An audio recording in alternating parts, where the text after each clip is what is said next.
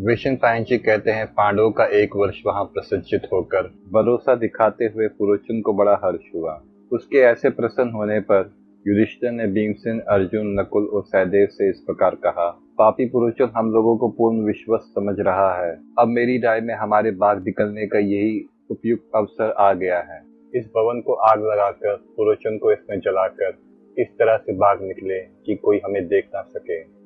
एक दिन रात्रि के समय कुंती ने दान देने के निमित्त ब्राह्मण भोजन कराया। उसमें बहुत सी स्त्रियां भी आई थी। भरत वह सब स्त्रियां इच्छा अनुसार घूम फिरकर खा पी लेने के बाद कुंती देवी से आज्ञा लेकर रात्रि में फिर अपने घर को ही लौट गई। परंतु दैवीय इच्छा से उस भोज के समय एक बिल्ली अपने 5 बेटों के साथ वहां भोजन की इच्छा से आई, मानो काल ने ही उसे प्रेरित करके वहां भेजा था। वह बिल्ली मदिरा पीकर मतवाली हो चुकी थी। उसके पुत्र भी शराब पीकर मस्त थे। राजन, शराब के नशे में बेहोश होने के कारण अपने सब पुत्रों के साथ वह उसी घर में सो गई।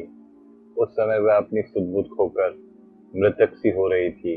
रात में जब सब लोग सो गए, उस समय सहसा बड़े जोर की आंधी चली। तब भीमसेन ने उस जगह आग लगा दी जहां पुरोचन सो रहा था। फिर उन्होंने लाक्षागृह के प्रमुख द्वार पर आग लगाई। इसके पश्चात उन्होंने घर के चारों ओर आग लगा दी।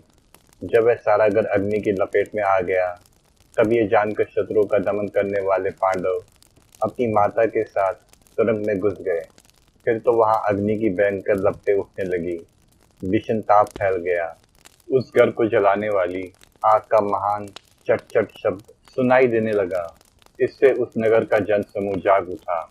उस घर को जलता देखकर पुरवासियों के मुख पर दीनता छा गई। वह व्याकुल होकर कहने लगे, पुरोचन द्वारा पापी दुर्योधन की आज्ञा से इस घर को बनवाया और जलाया गया है। धिक्कार है धृतराष्ट्र की बुद्धि पर, जिसने शुद्ध हृदय वाले पांडु पुत्रों को शत्रु की भांति आग में जला दिया।